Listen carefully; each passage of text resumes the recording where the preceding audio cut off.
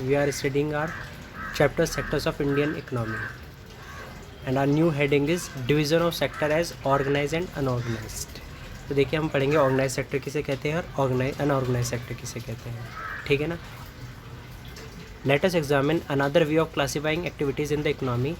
This look at the way people are employed. What are their conditions of works? Are there any rules and regulations that are followed as regards their employment? तो ये कह रहे हैं कि देखो एक और तरीका है जिससे हम इकोनॉमी को, जो इकोनॉमिक एक्टिविटीज़ हैं उन्हें क्लासीफाई कर सकते हैं. इसके अंदर हम देखेंगे कैसे पीपल एम्प्लॉय किए गए हैं, उनकी कंडीशन ऑफ वर्क क्या है. कंडीशन ऑफ वर्क यानी कि उन्हें बहुत अच्छी फैसिलिटीज़ मिल रही हैं या उन्हें कोई फैसिलिटीज़ नहीं प्रोवाइड की जा रही हैं. क्या कुछ रूल्स एंड रेगुलेशंस हैं जो उनकी कंपनी या इंस्टीट्यूशन फॉलो करती हैं या वो कोई रूल्स एंड रेगुलेशंस को नहीं फॉलो करती हैं, ठीक है ना. तो हम डिटेल के अंदर पढ़ेंगे ऑर्गेनाइज सेक्टर को और अनऑर्गेनाइज सेक्टर को. तो हम पहले पढ़ रहे हैं इसके अंदर ऑर्गेनाइज सेक्टर को. Kanta works in the organise sector. Organise sector cover those enterprises or places of work where the term of employment are regular and therefore people have assured work. ये कह रही है कि कांता एक ऑर्गेनाइज सेक्टर के अंदर work करती है और ऑर्गेनाइज सेक्टर वो एंटरप्राइजेज़ हैं यानी कि वो इंस्टीट्यूशंस या वो कंपनीज़ या फैक्ट्रीज़ हैं जहाँ पे जो टर्म ऑफ एम्प्लॉयमेंट है वो रेगुलर है. टर्म ऑफ एम्प्लॉयमेंट यानी कि वहाँ पे ऐसा नहीं है कि आपको सीजनल एम्प्लॉयमेंट मिलेगी, ठीक है ना. तो वहाँ पे जो टर्म ऑफ एम्प्लॉयमेंट है रेगुलर है, आप वहाँ पे रेगुलर एक एम्प्लॉयड रहेंगे. They are registered by the government and have to follow its rules and regulations which are given in various laws such as the factories act, minimum wage act, payment of gratuity act, shops and establishment act etcetera. ये कह रहे हैं कि ये जो ये जो institutions हैं ये गवर्नमेंट के द्वारा रजिस्टर्ड किए जाते हैं और इन्हें बहुत सारे रूल्स एंड रेगुलेशंस को फॉलो करना पड़ता है, ठीक है ना, जो बहुत सारे लॉज के अंदर मेंशन किए गए हैं. जैसे एक फैक्ट्री एक्ट है उसे फॉलो करना पड़ेगा, मिनिमम वेज एक्ट है उसे फॉलो करना पड़ेगा. जितनी भी आपके इंस्टीट्यूशंस या कंपनीज़ किसके अंदर आती हैं, आपके ऑर्गेनाइज सेक्टर के अंदर. It is called organized because it has some formal processes and procedures. Some of these peoples may not be employed by anyone but may work on their own, but they too have to register themselves with the government and follow the rules and regulations. देखो इसे organise कहते हैं क्योंकि इसके अंदर कुछ formal processes and procedures हैं. तो देखिए इसके अंदर बताया गया है कि ऑर्गेनाइज सेक्टर के अंदर आते कौन कौन से हैं. जितने भी आपके गवर्नमेंट ऑफिसेस हैं वो सब किसके अंदर आते हैं, ऑर्गेनाइज सेक्टर के अंदर. जितनी भी गवर्नमेंट ऑफिसेस हैं सब किसके अंदर आते हैं, ऑर्गेनाइज सेक्टर के अंदर. जितनी भी government aided universities, hospitals, institutions या फिर कोई भी कंपनी है वो भी किसके अंदर आती है, आपके ऑर्गेनाइज सेक्टर के अंदर. जितनी भी वो कंपनी जिसके अंदर जिसने जो है ना रजिस्टर करा रखा है गवर्नमेंट को अपने आप से, ठीक है ना, जिसने अपने आप को रजिस्टर कराया हुआ है गवर्नमेंट के पास, वो सब ऑर्गेनाइज सेक्टर के अंदर आते हैं. तो जितने भी गवर्नमेंट, मैंने बताया ऑर्गेनाइज सेक्टर के अंदर कौन कौन आएंगे, जितने भी आपके गवर्नमेंट ऑफिसेस हैं वो, जितनी भी government aided institutions, universities, colleges और हॉस्पिटल्स या फिर कोई भी क्या नाम है कंपनी है वो, या फिर जिन इंस्टीट्यूशंस, कॉलेजेस, यूनिवर्सिटीज़, हॉस्पिटल्स जिन्होंने गवर्नमेंट को रजिस्टर कराया हुआ है वो सब किसके अंदर आते हैं, ऑर्गेनाइज सेक्टर के अंदर. ऑर्गेनाइज सेक्टर के अंदर अभी तक के हमने पढ़ा है ये सब चीज़ें आती हैं. दूसरी बात, जो यहाँ पे टर्म ऑफ एम्प्लॉयमेंट होती है वो रेगुलर होती है और इन्हें कुछ रूल्स एंड रेगुलेशंस फॉलो करने पड़ती हैं, जैसे factories act, minimum wages act, payment of gratuity act, ये सब चीज़ें इन्हें फॉलो करनी पड़ती हैं. Workers in the organized sectors enjoy security of employment. They are exposed to work only a fixed number of hours. If they work more, they have to be paid overtime by the employer. They also get several other benefits from the employers. What are these benefits? They get paid leave, payment during holidays, provident fund, gratuity, etc. They are supposed to get medical benefits, and under the laws, the factory manager has to ensure facilities like drinking water and a safe working environment. When they retires, the workers get pension as well. तो जितने भी देखो organise sector के अंदर आते हैं, organise के अंदर जो है ना एम्प्लॉयमेंट की सिक्योरिटी होती है. ये नहीं कि आपको किसी भी टाइम निकाल दिया जाएगा कंपनी से, ऐसा नहीं होगा. वहाँ पे सिक्योरिटी ऑफ एम्प्लॉयमेंट है. कहाँ पे, ऑर्गेनाइज सेक्टर के अंदर. वहाँ पे फिक्स नंबर ऑफ आवर्स हैं वर्किंग के, यानी कि वहाँ पे बताया गया है कि अगर आपको 8 आवर्स वर्क करना है तो आपको 80 आवर्स वर्क करना है, ठीक है ना. और अगर आपसे ज़्यादा वर्क क्या कराया जाता है, ओवर टाइम कराया जाता है, तो जो ओवर टाइम होता है वो पेड ओवर टाइम होता है, ठीक है ना, यानी कि उसके लिए आपको पैसे मिलते हैं. जो ओवर टाइम होगा उसका आपका पेड ओवर टाइम है, ठीक है ना. और देखिए उसके अंदर और भी बेनिफिट्स हैं जो एम्प्लॉयज़ देते हैं अपने एम्प्लॉयज़ को. और ये क्या क्या और बेनिफिट्स क्या क्या हैं, जैसे उन्हें पेड लीव मिलती है. पेड लीव यानी कि अगर उनकी क्या नाम है, कोई किसी को तबीयत ख़राब हो गई तो उसके पैसे उन्हें दिए जाएंगे, ठीक है ना, जिन्हें मेडिकल लीव भी कहते हैं, उसके लिए उन्हें पे किया जाता है. ऐसा नहीं उनके पैसे कटेंगे. हॉलीडेज़ के टाइम पे भी उन्हें पेमेंट किया जाता है. उनका एक प्रोविडेंट फंड होता है. तो ये सारी फैसिलिटीज़ प्रोवाइड करते हैं ऑर्गेनाइज सेक्टर के अंदर. उन्हें मेडिकल बेनिफिट्स मिलते हैं, कुछ लॉज हैं जो फैक्ट्री मैनेजर को फॉलो ही करने पड़ती हैं, जैसे कुछ फैसिलिटीज़ प्रोवाइड ही करनी पड़ती हैं जो फैक्ट्री का मैनेजर होता है, जैसे ड्रिंकिंग वाटर और जो सेफ़ वर्किंग एनवायरनमेंट है कि जो वर्किंग एनवायरनमेंट है वो बहुत सेफ़ होना चाहिए, और ड्रिंकिंग वाटर की फैसिलिटीज़ ये सब प्रोवाइड करनी पड़ती हैं। और जब ये रिटायर होते हैं, ठीक है ना, तो इन्हें पेंशन भी मिलती है।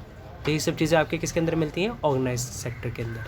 ये तो हमने पढ़ा कांता के बारे में, जो कि ऑर्गेनाइज सेक्टर के अंदर वर्क करती थी। हमने पहले पढ़ा कि ऑर्गेनाइज सेक्टर कहते किसे हैं, इसके अंदर आती कौन कौन से इंस्टीट्यूशन, फर्म्स या कंपनीज़ हैं।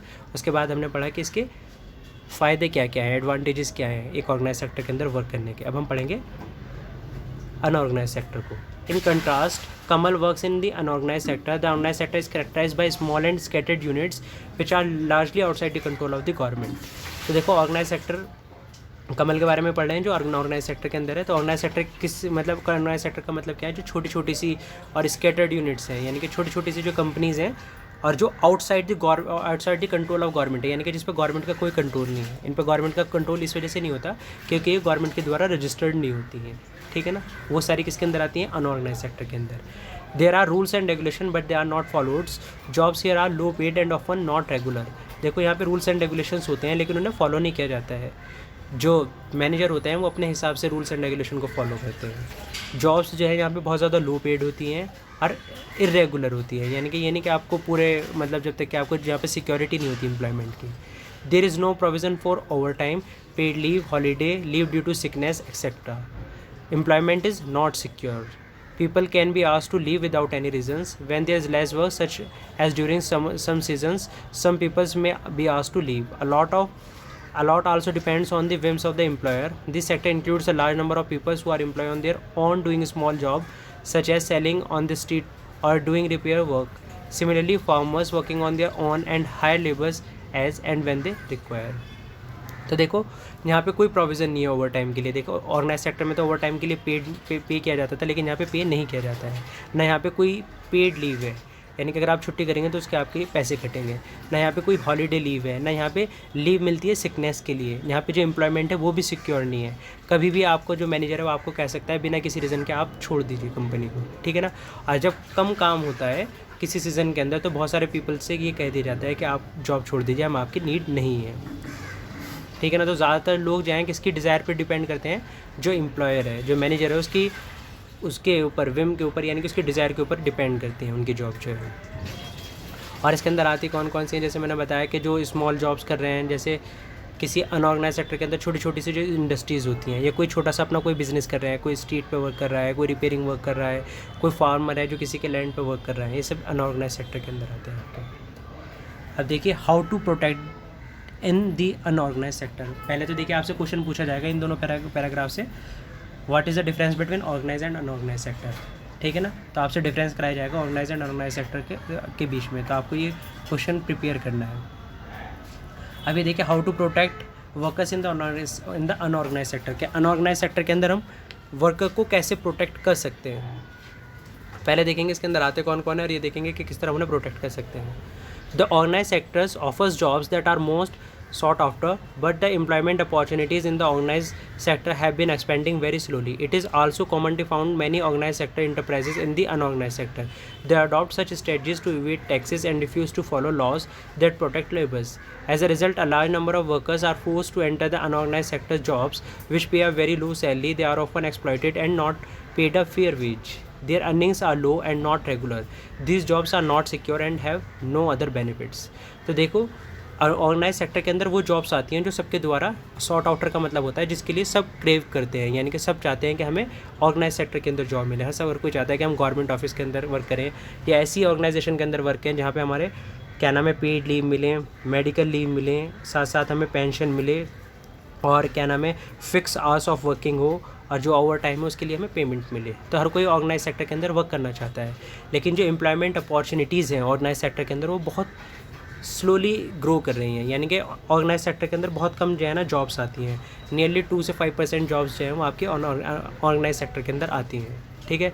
इस वजह से लोगों को फोर्सफुली कौन से सेक्टर में जाना पड़ता है, अनऑर्गेनाइज सेक्टर के अंदर जाना पड़ता है। अनऑर्गेनाइज सेक्टर के अंदर लोगों को एक्सप्लॉइट किया जाता है, उन्हें एक फेयर वेज नहीं मिलती है, जो उनकी अर्निंग होती है बहुत ज़्यादा लो होती है, जो वर्क है वो रेगुलर नहीं होगा, वहाँ पे कोई जॉब सिक्योरिटी नहीं है, ना वहाँ पे कोई अदर बेनिफिट्स हैं। अदर बेनिफिट जैसे ओवर टाइम के लिए पेमेंट हो गया, या पेड लीव हो गई, मेडिकल लीव हो गई, ये सारे बेनिफिट वहाँ पे अवेलेबल नहीं कराए जाते हैं, ठीक है ना। तो पहले पैराग्राफ में ये था कि ऑर्गेनाइज सेक्टर पे हर कोई ऑर्गेनाइज सेक्टर में हर कोई जाना चाहता है, लेकिन वहाँ पे जॉब्स बहुत कम है। इस वजह से लोग अनऑर्गेनाइज सेक्टर में जाते हैं और जहाँ पे उनका एक्सप्लॉइटेशन किया जाता है। Since the 1990s, it is also common to see a large number of workers losing their jobs in the organized sector. These workers are forced to take up jobs in the unorganized sectors with low earnings. Hence, beside the need for more work, there is also a need for protection and support of the workers in the unorganized sector. देखिए 1990s के बाद है ना, 1990s के बाद इसमें इस वजह से बताया गया है क्योंकि 1991 के अंदर हमारे यहाँ पे एक पॉलिसी आई थी एलपीजी पॉलिसी का मतलब था लिबरलाइजेशन, प्राइवेटाइजेशन एंड ग्लोबलाइजेशन। तो प्राइवेटाइजेशन का मतलब है कि ज़्यादा से ज़्यादा गवर्नमेंट किस पे फोकस कर रही थी, प्राइवेट सेक्टर पे, यानी कि पब्लिक सेक्टर को कम किया जा रहा था। पब्लिक सेक्टर यानी कि जो ऑर्गेनाइज सेक्टर है ज़्यादातर उसे कम किया जा रहा था, जो गवर्नमेंट के द्वारा चलाई जाती यूनिवर्सिटीज़ है ना उन्हें ख़त्म किया जा रहा था। तो प्राइवेटाइजेशन हो रहा था। प्राइवेटाइजेशन का मतलब है अनऑर्गेनाइज सेक्टर के अंदर ज़्यादा लोग भाग जा रहे थे। तो देखिए 1990s के बाद क्या हुआ, बहुत सारे वर्कर्स की जो है जॉब चली गई ऑर्गेनाइज सेक्टर से, क्योंकि बहुत सारी जो गवर्नमेंट जो फर्म थी वो सब क्लोज़ हो गई। जब वो क्लोज़ हो जाएंगी तो दूसरे सेक्टर में उन्हें जाना पड़ेगा। जैसे देखिए आज BSNL बंद हो रहा है, ठीक है ना। तो BSNL में जितने भी गवर्नमेंट एम्प्लॉयज़ काम कर रहे थे उनकी सबकी जॉब चली जाएगी। अब उन्हें किसी प्राइवेट इंडस्ट्री यानी कि अनऑर्गेनाइज सेक्टर में जाके वर्क करना पड़ेगा। ऐसे ही 1990s में हुआ था कि बहुत ज़्यादा प्राइवेटाइजेशन हुआ था, जिस वजह से लोगों की ऑर्गेनाइज सेक्टर से जॉब चली गई थी और वो किस साइड मूव कर गए थे, अनऑर्गेनाइज सेक्टर के अंदर, ठीक है ना। और उनकी जो अर्निंग थी अब क्या हो गई, बहुत ज़्यादा लो हो गई, क्योंकि वहाँ पर उन्हें एक्सप्लॉइट किया जा रहा था, ठीक है ना। और वहाँ पे कोई भी प्रोटेक्शन या सपोर्ट नहीं दी जाती थी वर्कर्स को। कहाँ पे, अनऑर्गेनाइज सेक्टर्स में। Who are these vulnerable people who need protection. इसमें पूछा गया है कि कौन से लोग हैं जिन्हें प्रोटेक्शन की नीड है, ठीक है ना। कौन सा वल्नरेबल ग्रुप है, यानी कि कौन से ज़्यादातर लोग हैं जो अनऑर्गेनाइज सेक्टर के अंदर वर्क करते हैं। In the rural areas the unorganised sector mostly comprise of landless agriculture labour, small and marginal farmers, sharecroppers and artisans such as weavers, blacksmiths, carpenters and goldsmith. Nearly 80% of the rural households in India are in small and marginal farmer category. These farmers need to be supported through educate facility for timely deliveries of seeds, agriculture input, credit, storage facilities and marketing outlets. तो देखो कह रहे हैं कि कौन कौन से लोग हैं जो बहुत ज़्यादा वल्नरेबल हैं और हम उन्हें कैसे प्रोटेक्ट कर सकते हैं।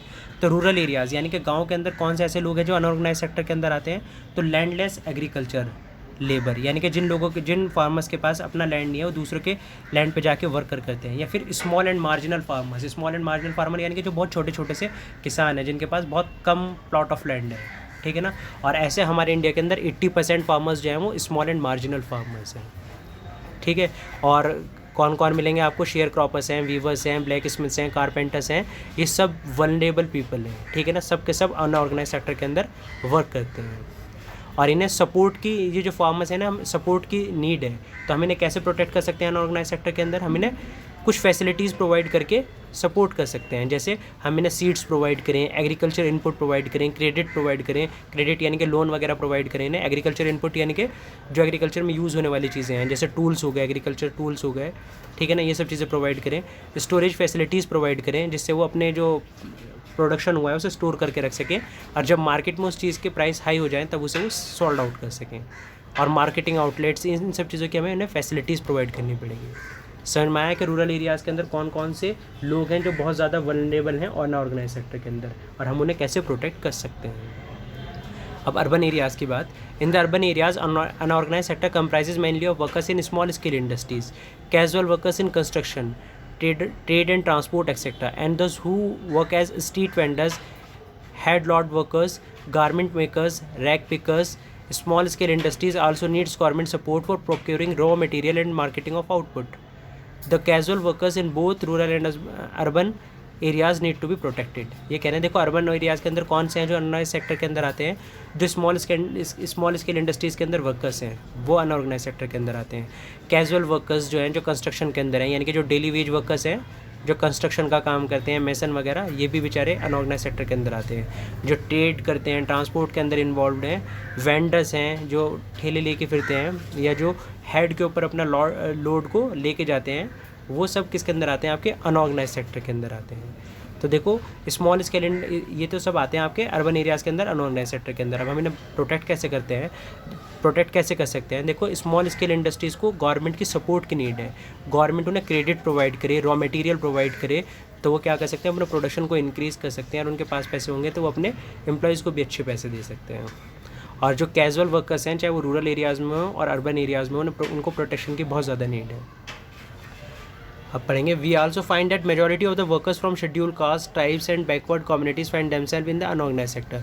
Beside getting the irregular and low paid work, these workers also face social discrimination. Protection and support to the unorganized sector worker is thus necessary for both economic and social development. तो देखिए हमने पढ़ा कि unorganised sector के अंदर rural areas के अंदर कौन आते हैं, अर्बन एरियाज़ के अंदर कौन आते हैं।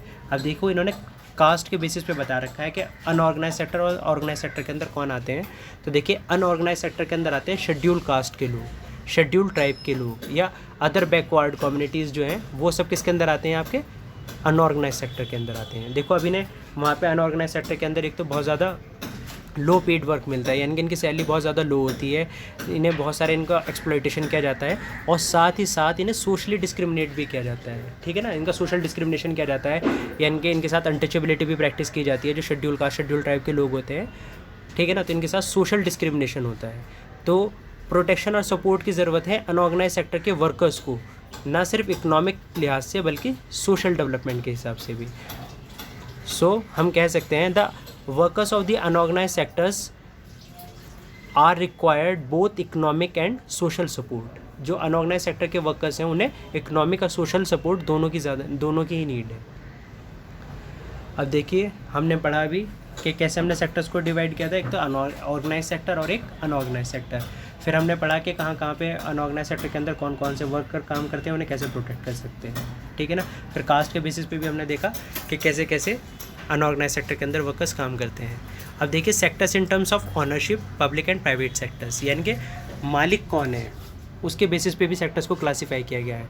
तो एक तो पब्लिक सेक्टर और एक प्राइवेट सेक्टर। पब्लिक सेक्टर यानी कि वो सारी चीज़ें जिसके मालिक कौन है, जिसकी ऑनरशिप किसके हैंड में है, गवर्नमेंट के हैंड में है। ठीक है ना, और प्राइवेट सेक्टर यानी कि जिसकी ऑनरशिप किसी इंडिविजुअल या ग्रुप ऑफ इंडिविजुअल के हैंड में है, वो सब किसके अंदर आते हैं, प्राइवेट सेक्टर के अंदर। अब हम इसे पढ़ते हैं।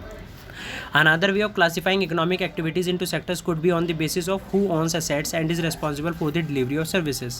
In the public sectors, the government owns most of the assets and provide all the services. In the private sector, ownership of the assets and the delivery of the services in the hands of the private individual or companies.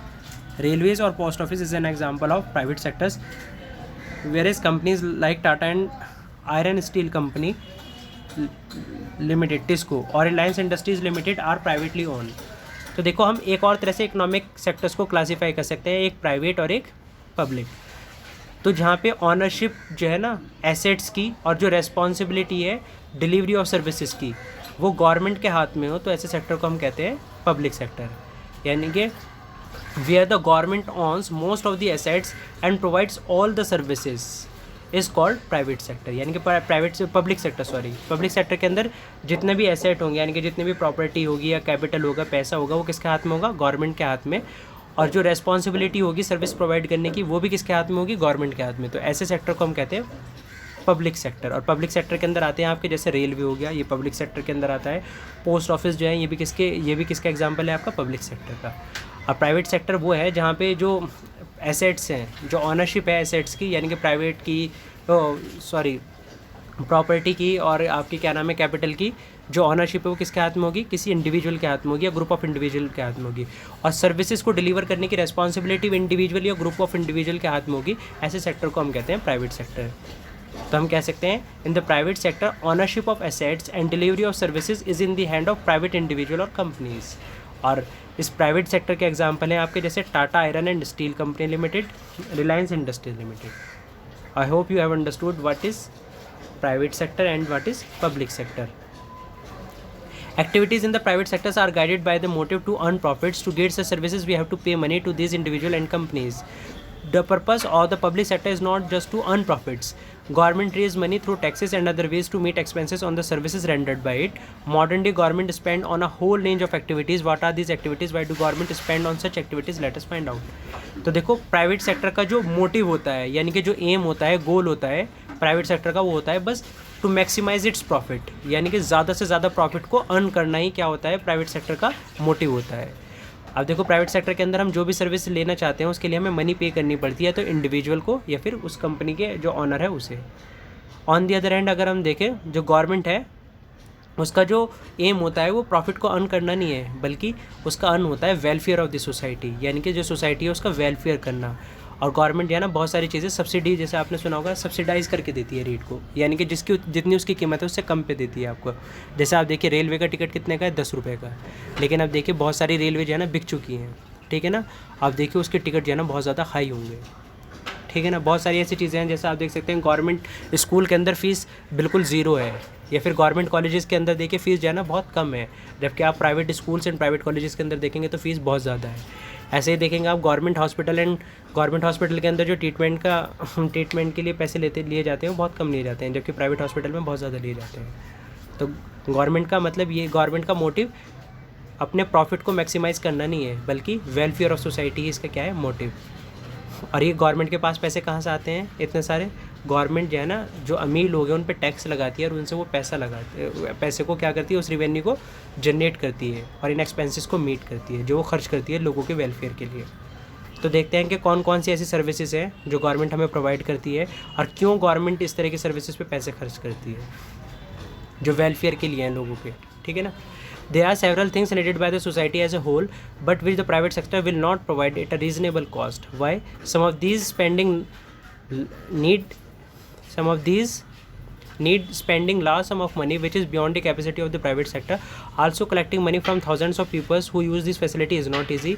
Even if they do provide these things, they would charge a high rate for their use. Example, the construction of roads, bridges, railways, harbors, generating electricity, providing irrigation through dams, etc.